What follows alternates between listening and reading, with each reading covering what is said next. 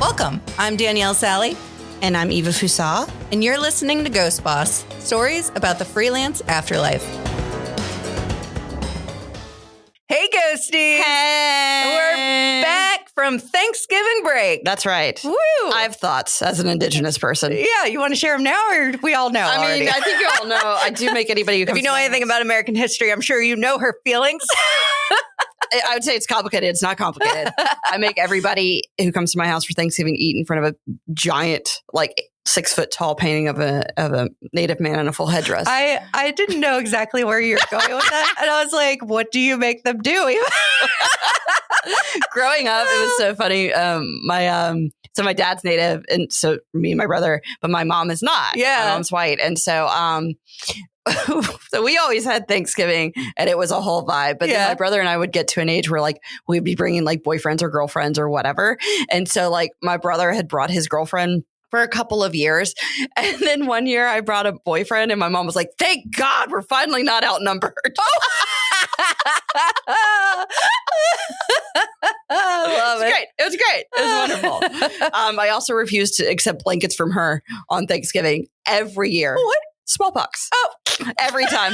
I'll be sitting on the couch on Thanksgiving, and she'll be like, "Do you look cold?" And I'm like, "No, you ain't gonna fool me twice." No, the joke never dies. I'll do it again this year. I don't care. It's great. It's wonderful. Are you that cold on Thanksgiving all the time? I have a thyroid. Maybe. Oh, good point. Yeah. Let's talk about my cancer. We're doing great. Welcome back. I'm keeping all of this in. Oh, you better. We're fine here, guys. It's fine. It's wonderful. Hello. Welcome to December. I'm crying. So we've made it to December. I don't know how. No. Well, by not accepting blankets. Oh, man. From my mom on Thanksgiving is how I make it to December. Oh, man. So, we're back in the studio. Just the two of us. Yes. Nice. Which is good because I have an update for us, Dan. Oh. Speaking of December. What? Shannon's books for our tattoo open up in a couple days. Oh, man. I got my hands are going. My arms are doing things, y'all. I love it when Danielle gets animated. My bare arms are not for much longer. So exciting. So we're recording on the podcast, so it'll hold me to it. Yeah, well, I think the ghosties have been holding you to it. Yes. So a lot of people will come up and be like, do you have your ghost tattoo yet? No, not yet. Sometime before the end of March. So it's like a birthday tattoo. Yeah. So a few weeks ago, I went and got a very small piece. Yeah. Last minute. It was to symbolize something very significant in my life. It was a very personal moment.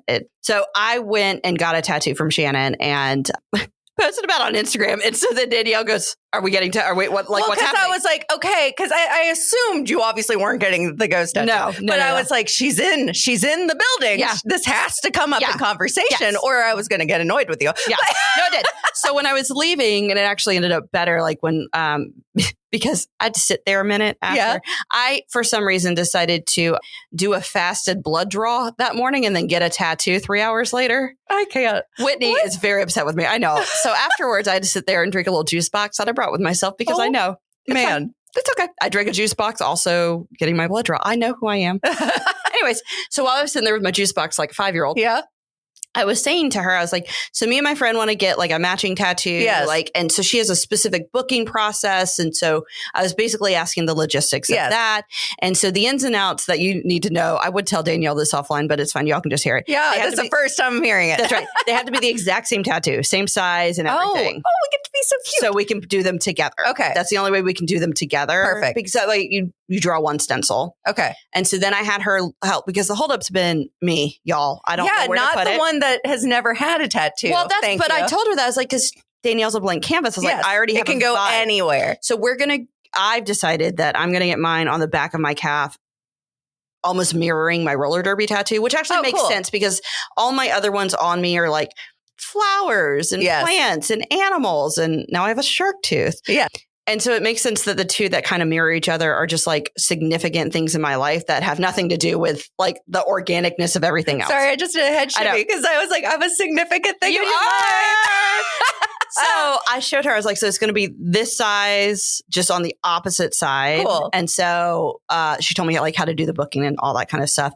So I'm going to actually, by the time this airs, I will have already sent the email, so it will be in her inbox first. It's happening. Yes, it is. Yes. So exciting. So her book's open in December to book for January, February, and March. So it'll be sometime before bathing suit season starts again, which is cool. Very I know that was a thing with us. Thing. I'm going to get mine on the back of my leg. Cool. And so I'll show you the size that I have. Yeah, tell me the size. I'll show you. Well, I'll show you my roller skate. Yeah, it's going to be that big. Perfect. Okay, cool. And so she told me like how she'll book it and stuff. And so exciting. Yeah. It's happening, guys. It's happening. Woohoo. And then I think I'm getting to the tipping point with like capital T tattooed. I'm getting a lot. Are you still just a lowercase T right now? I'm growing. You're almost there. I know. I don't know if I'm running out of body parts before I just start doing like a sleeve. And I'm like, I don't know that I want that. Well, and that was part of the issue. You didn't want anything in your arms. I don't want anything. Well, I have stuff on my arms. I don't want your anything lower below arm. my elbows. Right. Yeah. Right. So Danielle will have hers on. But the only place I wanted it was my lower arm. I know. I was like, that's bold. It's my I am an Aries. Yes, that's right. That's right. Well, also like I got my first tattoo like 15 years ago. So like I've already. Like I had the little one that I had. Maybe it's been longer than that. I had the little one and now I have bigger one. So anyways, we're getting the tattoo. It's very exciting. So yeah. Awesome. That's my update for the week. I love it. Yep. Don't take blankets from my mom on Thanksgiving. I was like, don't take blankets from Eva's mom and tattoo. Well, she's going to get tattoos. Yeah. And now I have a shark tooth tattoo. I love it. Very cool. Cute. She did a great job on like the stippling. So like she really did like a cool. Love it. Like it's got some texture on it. Cool. It's really cool. Yay. So tattoos. What does that have to do with this week's episode? Nothing. Normally I'm great at transitioning. I have no idea. What are we talking about this week? I never prepare y'all. Eva's just coming in hot. No matter. Just, hey.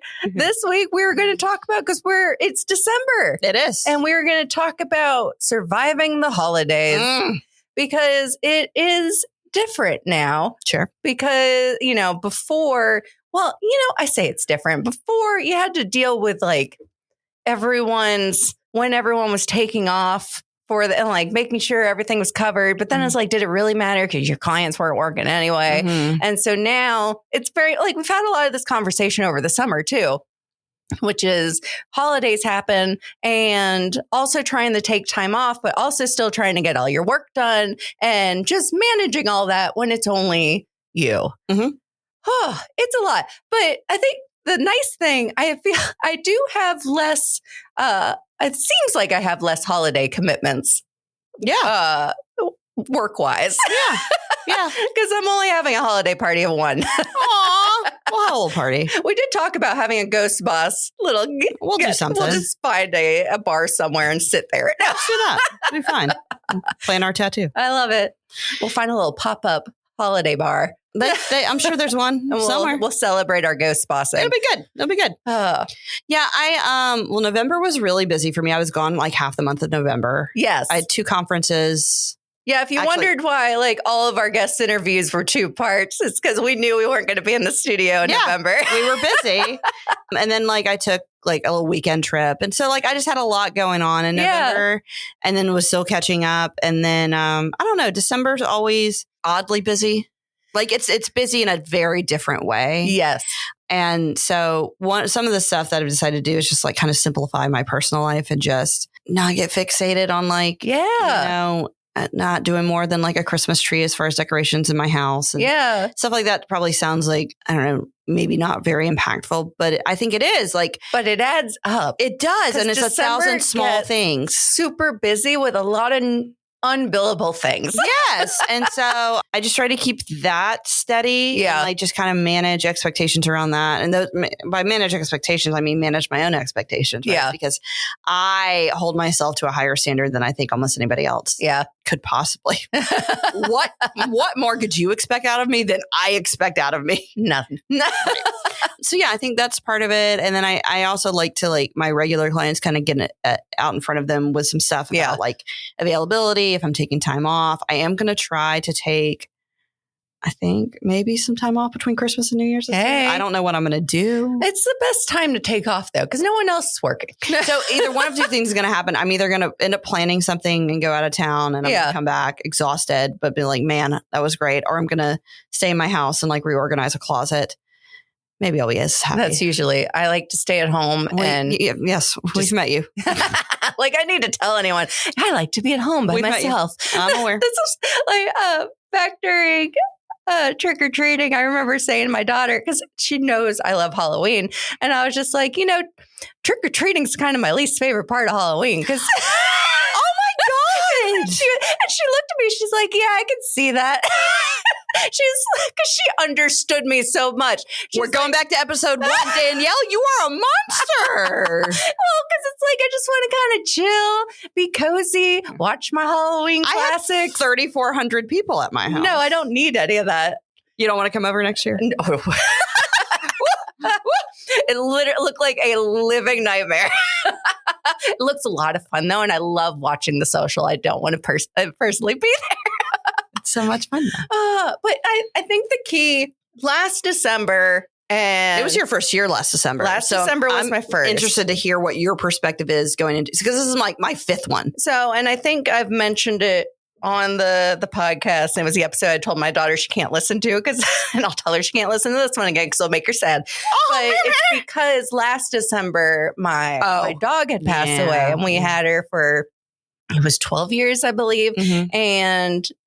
And so that happened. Also sandwiched that I had a sinus infection, and then I ended up getting the flu, and then my dog died, and so it was a lot. It was like a little bit going on. Yeah, but I remember that when everything was happening, I remember being happy about the fact that I was freelancing and happy about the fact that it was kind of slower because it let me grieve what I was going through. Yeah. It let my body get healthy from being sick. Yeah. And I'm like, I appreciate that so much that I can have more control over what I'm taking on. Because when I was working for someone else, I mean, December wasn't slow for a long. It's been a while since December's been slow, but it's like once you're at work, you're expected to be at work. You got to get your projects done. You got you're there, yeah. And so I get a little bit more control over it. So last December was weird. Right. Hopefully it's not the norm. But so this December, I'm actually hoping it slows down a bit. Yeah. I already have some projects in the works that will flow into December and then into Q1. So I already have things in my pipeline, but I'm hoping some of the hourly stuff is not as heavy. But that's kind of the key thing for me and how I think I'm able to survive the holidays.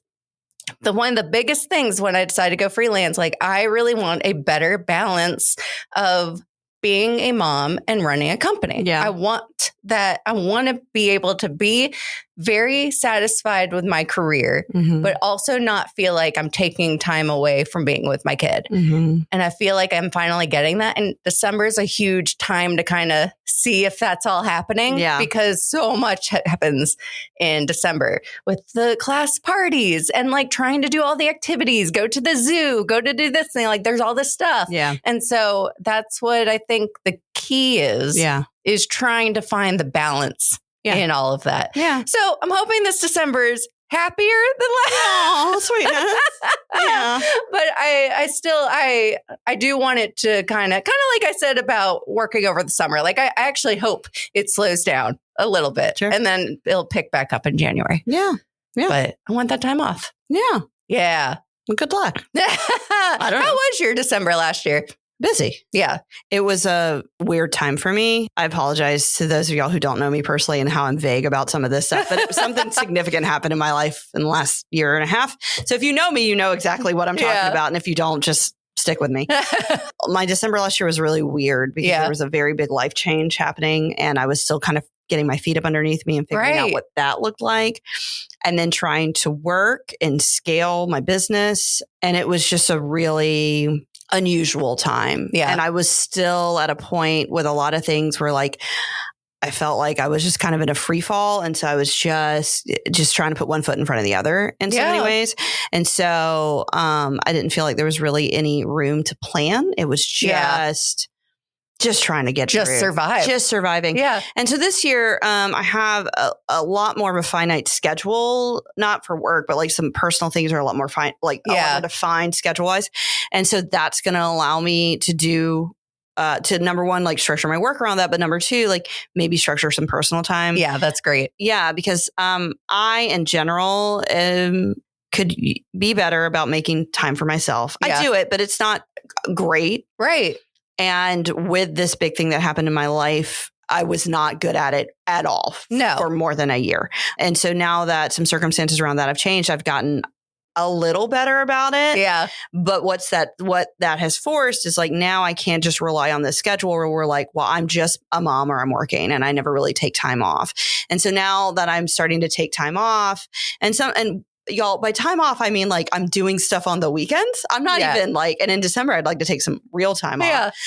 But I got accustomed to working every day. Yeah. Maybe I would take a Saturday off, but like I worked every Sunday. And so in making more time and space for myself, what it's doing is it's pushing that work and kind of collapsing it back into a traditional work schedule. Yes. Which is fine. But like I'd gotten into this habit of like, it's a little bit of the chicken or the egg, right? Like, which came first? Yeah. My work days became a little bit more difficult for me to focus for long amounts of time because I was burned out because I worked all the time. Sure. But then I had to work all the time because my work days were getting a little crazy. Right. So like, I don't know which happened first. Yeah. I do know that making more personal time for myself on the weekend became the priority first, which then like had this like collapsing effect on my week. So we are recording this a little early.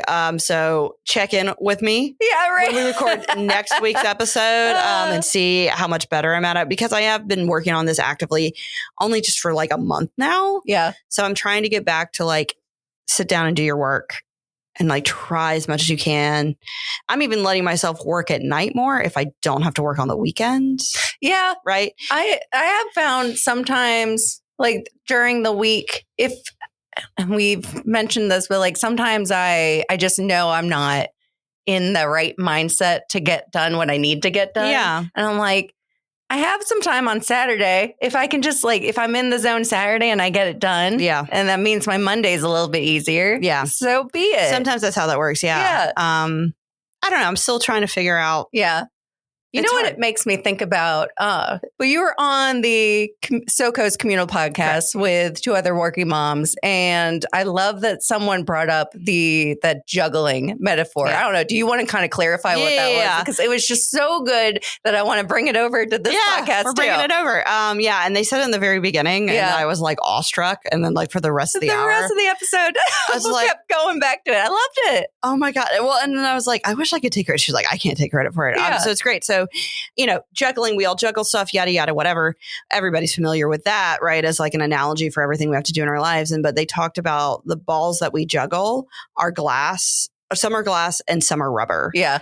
And that really just like, it hits home. Right. Because it's about like what, and then because I'm a designer, right? I think in like visual spaces, I then started like juggling. Visualizing. Sorry. No. God, no. I started visualizing that some of them were bigger and some of them were smaller. So maybe this is like a relatively small one, but it's made of glass. So I have to take care of it. And maybe bigger deals feel like harder to deal with because they are bigger. And then I liked this like analogy of like, if you are actually juggling, and I think part of the key in juggling is like it, like in real life, is like the items are roughly the same shape. Yeah. But I think the reality of what we're doing is that the things aren't always the same shape, and they aren't always the same size, and they aren't always the same weight. And I think we don't realize like how much of the mental load gets lost in just transitioning between, is this a big deal or a small deal? Yeah. So, but anyways, clearly the rubber balls can bounce. You can drop them, or like in my mind, I was like, I can bounce them to tomorrow, but the glass ones you have to keep up. Right. And so I really liked that because it just really like hones in on like, what do we have to do today? Yeah. What can move? Because I think when you're a highly motivated, like type A person, like you and I are, and like the women on that podcast are like me as well. And like a lot of people that I know, and I admire all these people, and we get a tremendous amount of stuff done and we do incredible work.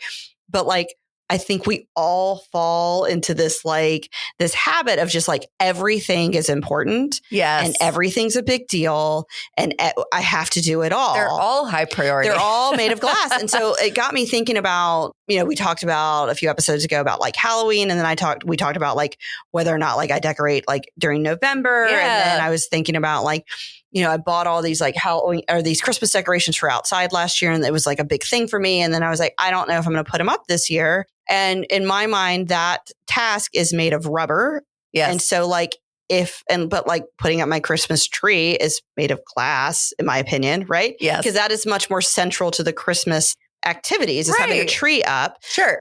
But if I don't put like this inflatable Santa in a car thing that my son picked out in the front yard, we will still have Christmas and we will still have memories, right? And so I'm just like obsessed with this like rubber and glass analogy. And I think about it all the time when like I'm constantly shifting priorities. And because then you can get into this idea of like, well, you're juggling all these things today, something else comes in. So like, which of these things can I drop?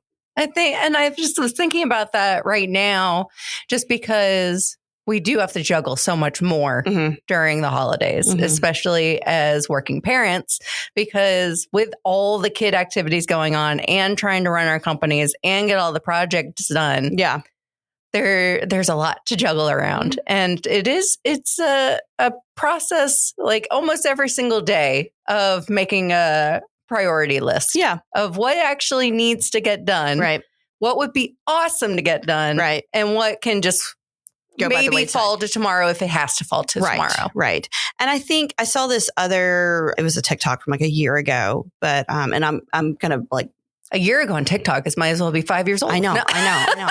And I'm drastically like paraphrasing what this woman said, but it really resonated with me as a mom because most of the magic of the holidays, not all, but most of the magic of the holidays falls on the moms, right?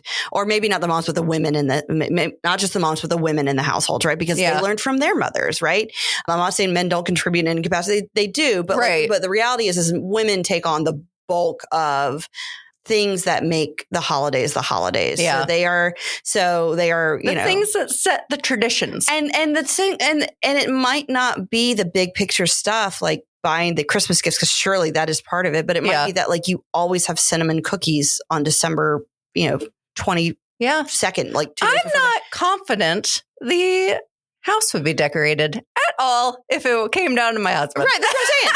And that is just and I'm not saying this universally. I'm sure there's some exceptions to this rule, right? Yes, but like, of course. I would say, and I mean, because it was like that in my house, right?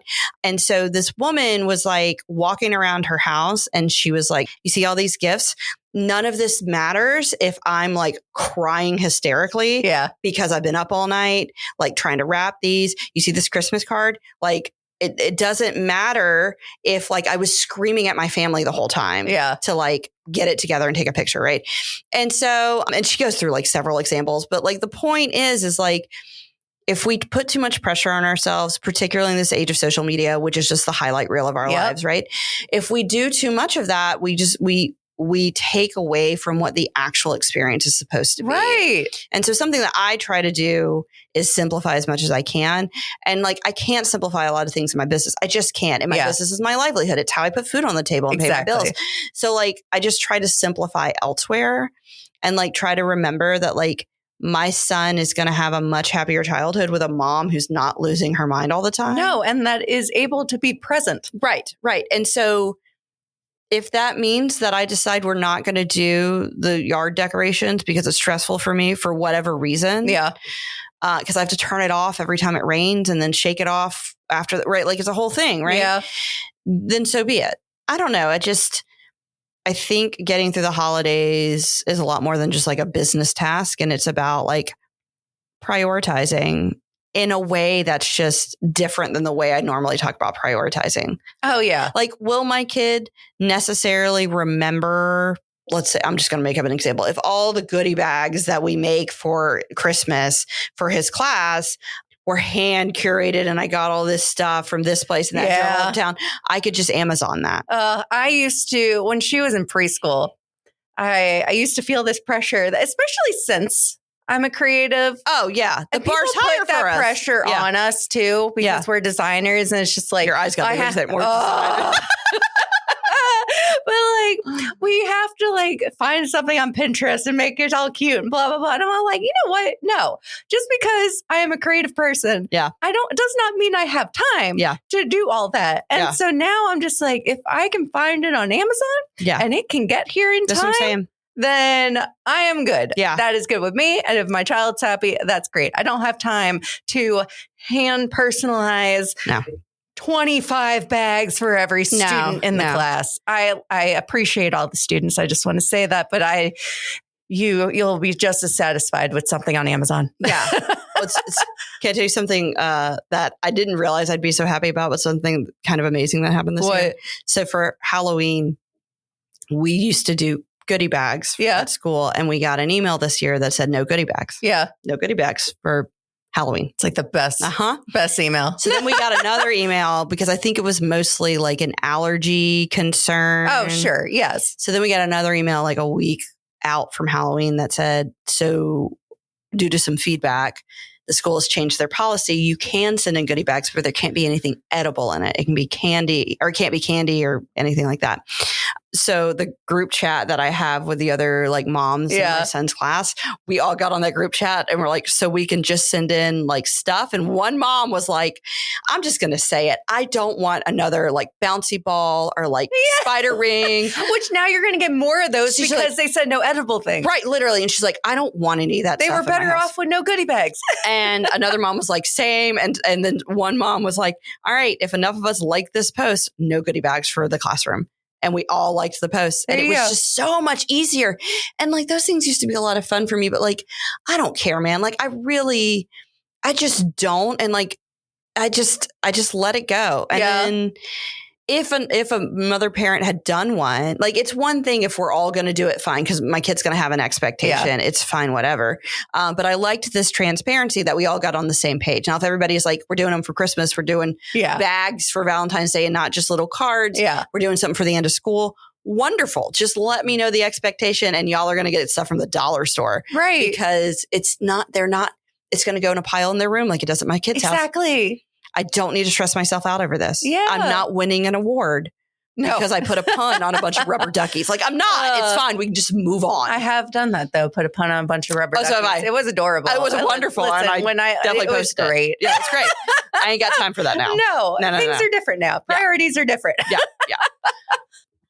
So we wanted to kick off December talking about the holidays, and hopefully a lot of you can relate. And it's not just Eva and I going a little bit crazy, but it's fine. And if you got tips about like I'm always, if there's stuff beyond what we've talked about that like you're like, this has actually like really like helped me out during the holidays, or like as a working mom, or just like a working woman, or just a working human. And if you're feeling the pressure to have to make all those rubber duckies, let me tell you, you don't have to. Your kid is never going to remember the specifics of it. They're quite frankly rubber duckies, and therefore rubber balls. They're not the glass ones. I can never tell you once like what my parents sent in as like the Valentine. I will say this. There is one thing. This is pretty cool. I'm going to side note and give a shout out to my mother. There we go. So we had to make an edible model of a cell. Yeah. When I was like, I don't know, in 7th grade. And so the example they showed you was like with Jell-O, and it was flat, and you would like cut out the pieces, and you had to label like the mitochondria and I don't know what the rest. I haven't taken this class. What grade was this? 7th grade. Okay. Yeah. I was in 7th grade. I know you were advanced, but 7th, 8th. Okay. 9th, that's fair. 9th. Maybe I was in 9th grade. Yeah. Anyway, somewhere in that. And so my mom had this super cool idea to not do it flat. She was like, let's get a box of tricks and sort out all the different shapes. And then we're going to do it like a Rice Krispie treat. Oh. And so we made a big, like a big 3D one, and then like cross cut it out.